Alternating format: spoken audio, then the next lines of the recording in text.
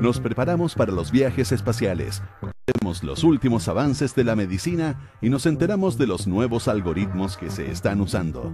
Activa tu inteligencia artificial, porque en Aire Fresco es hora de conversar con los expertos junto a Polo Ramírez y Francisco Aravena. Ya estamos listos aquí junto a Pancho Aravena para conversar de ciencia en esta tarde de martes. ¿Cómo está, Francisco? Muy bien, Pablo, ¿cómo estás tú? Bien, gracias. Bien. ¿Todo bien?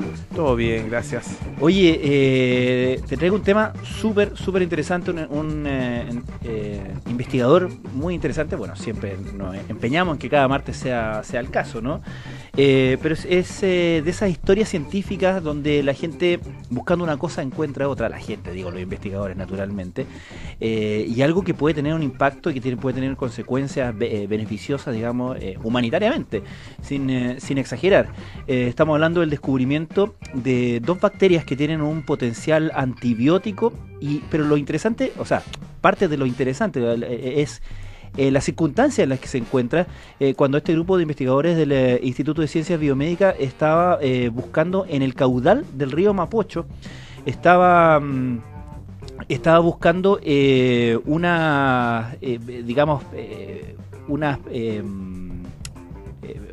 buscando, perdón, me quedé en blanco.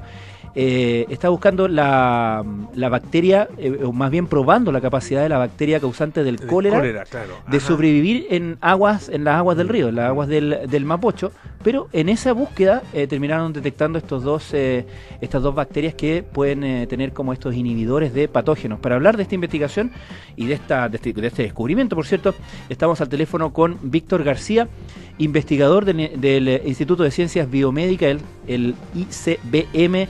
¿Cómo estás, Víctor? Muy buenas tardes. ¿Lo tenemos ahí o no? Sí, doctor García. ¿Aló? No. Oye, como tú decías, una de las gracias que tiene esta investigación es que es, por así decirlo, muy cercana, claro, desde el punto de vista del lugar, ¿no es cierto?, del sitio donde se hacen estos descubrimientos. Y claro, la investigación en el caudal, por ejemplo, el río Mapocho, de otros ríos o de lagos, es permanente, se hace mucho para detectar qué tipo de elementos existen ahí. Me estaba acordando, claro, la investigación en torno particularmente a los afluentes que rodean los centros urbanos, es algo que permite no solamente circunstancias como estas, descubrimientos como este, sino que también un poco vigilar incluso la salud de la población. Sabes que en el estado de Nueva York hace unos meses descubrieron que estaba circulando nuevamente el virus de la polio. Por ejemplo, o en otra experiencia, en otras investigaciones, se ha utilizado el estudio de las aguas del alcantarillado para mapear, por ejemplo, consumo de droga en la población, cosas por el estilo, ¿no? Así que es súper interesante. Ahora sí que estamos en contacto con el doctor Víctor García. ¿Cómo estás, Víctor? Hola, buenas tardes, muy bien, gracias. Muy buenas tardes.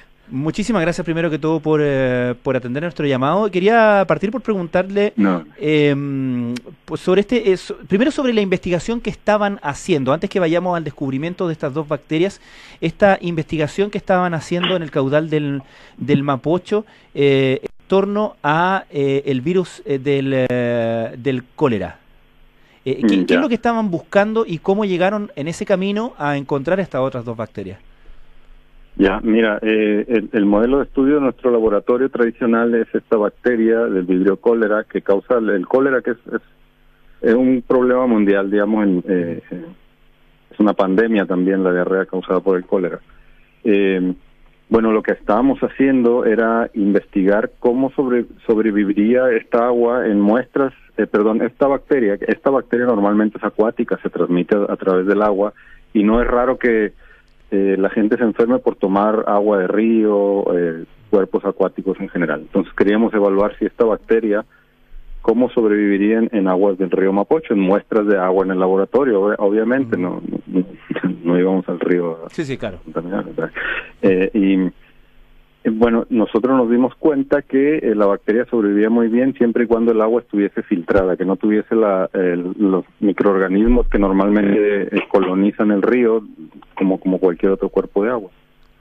Y si el agua era tal cual la sacábamos del río, la bacteria del cólera se moría. No era capaz de sobrevivir en presencia de la microbiota normal del agua del río. De ahí nosotros nos imaginamos que probablemente había microorganismos que eran capaces de competir con Vibrio cólera en el agua del río y matarla. Así fue como nos dispusimos a aislar todas las bacterias que pudimos del río y a probarlas cada una de ellas contra Vibrio cólera, y dimos con 2. Ese aislamiento, digamos, de las bacterias o de los microorganismos distintos al Vibrio cólera, es un trabajo de qué tipo de qué dimensión. Estamos hablando de muchos microorganismos, estamos hablando de unos pocos, y bueno, y cómo se establece en definitiva también la diferencia entre unos y otros para poder detectar estos dos que efectivamente tienen esta capacidad o este potencial antimicrobiano. Mira, en el agua del río hay muchos microorganismos de diferentes tipos. Estamos hablando de probablemente miles de especies.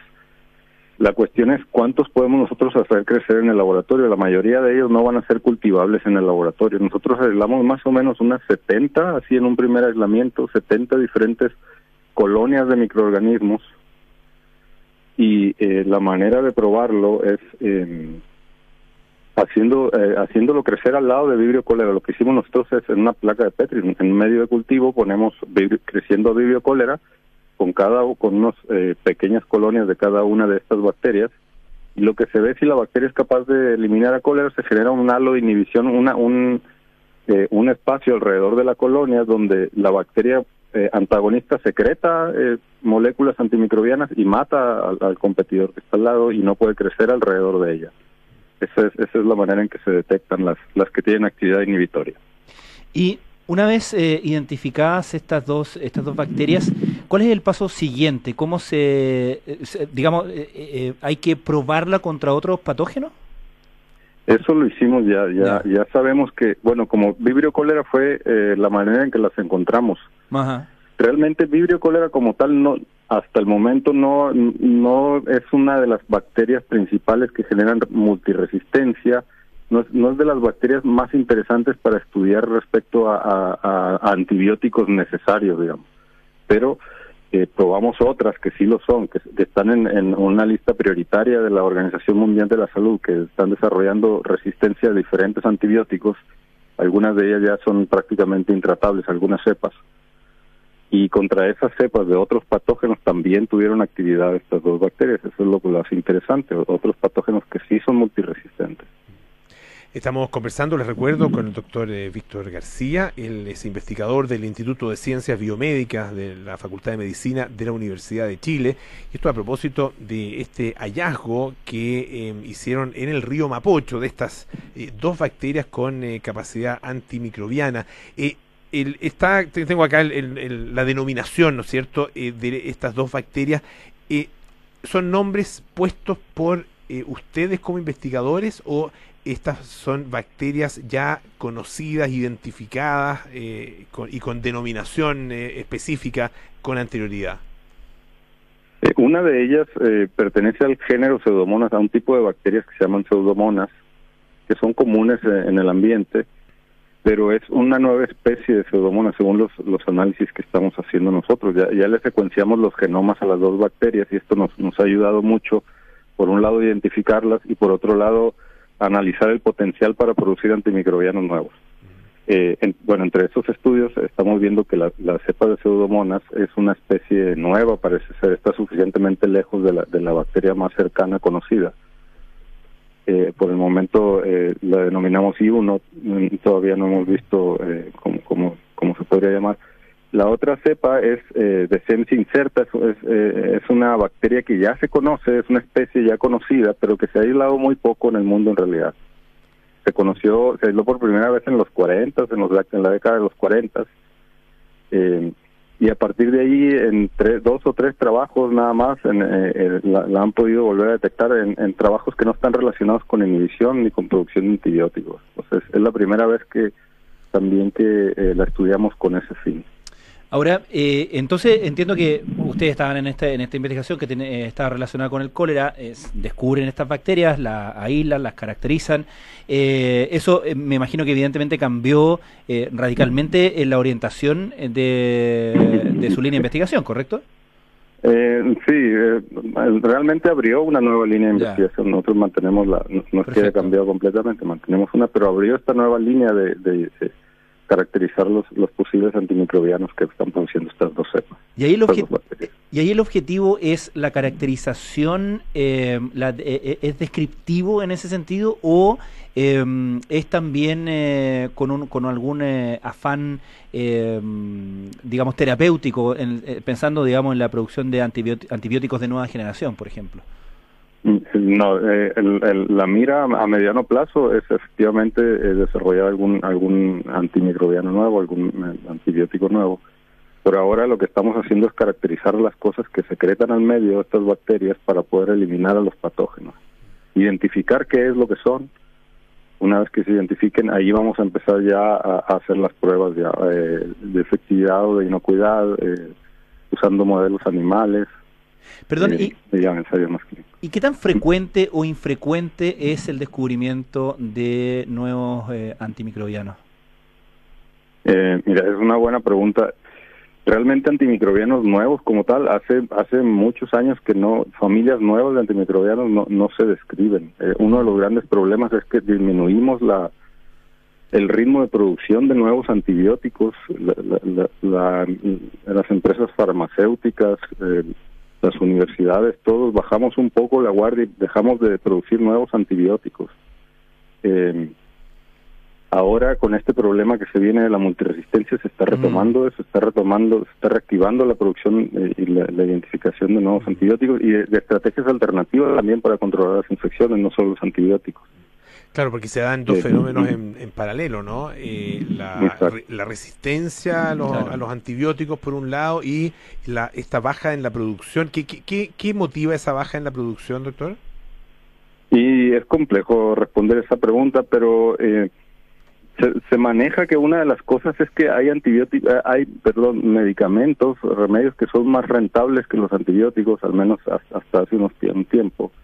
Y las empresas farmacéuticas decidían invertir en estos otros medicamentos que eran más rentables económicamente, no sé, para enfermedades crónicas, cosas así. Eso es lo que se maneja. Ahora, una de las teorías.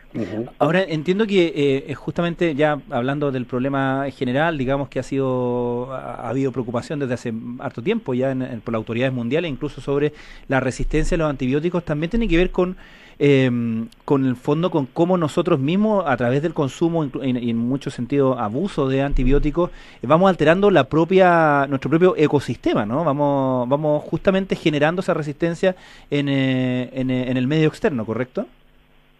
Claro, ese es uno de los factores. Finalmente, cuando uno toma antibióticos, cuando en general la población está administrándose antibióticos, aunque lo haga de manera correcta, es un proceso de selección natural el que está realizando también. Es un proceso natural que las bacterias se enfrenten y algunas muten y sobrevivan a esos tratamientos. El hecho de que se usen mal los tratamientos o que se usen antibióticos en ganadería, en acuacultura, y hay muchos otros factores que desarrollan este problema de la multiresistencia. Pero es un proceso, digamos, inevitable hasta cierto punto. Estamos conversando con el doctor Víctor García, investigador del Instituto de Ciencias Biomédicas de la Universidad de Chile. Entiendo que ustedes tenían un financiamiento para la investigación original, tienen ahora otro financiamiento para el trabajo, ¿no es cierto?, con estos dos microorganismos, con estas dos bacterias descubiertas. Pero ¿qué pasa con el futuro? También aquí tienen una línea hay una línea de investigación abierta, pero ¿cuentan con los fondos para realizarla? Por ahora tenemos asegurados estos años para caracterizar las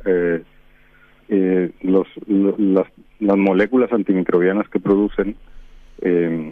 Hasta ahí tenemos asegurados los próximos 3 años con un proyecto de ANID, que es una agencia del gobierno. Claro. Y a partir de ahí tenemos que buscar tal vez otros proyectos más aplicados también de ANID, buscar cofinanciamiento con empresas, cosas así. Perfecto, doctor Víctor García, investigador del Instituto de Ciencias Biomédicas de la Universidad de Chile. Muchísimas gracias por estar esta tarde acá en Radio Duna. Que esté muy bien. Muchas gracias, doctor. Muchas gracias a ustedes. Hasta luego, igualmente. Hasta luego, ya nos vamos. Viene Cartas Notables. Pancho, perdón. En primer lugar, muchísimas gracias, como todos los días martes. Un gusto. Cartas Notables con Bárbara Espejo, Nada Personal con Josefina Ríos y Rodrigo Álvarez. Terapia Chilensis con María José Oshea, Arturo Fontaine y Noam Titelman. Y Sintonía Crónica Epitafios con Bárbara.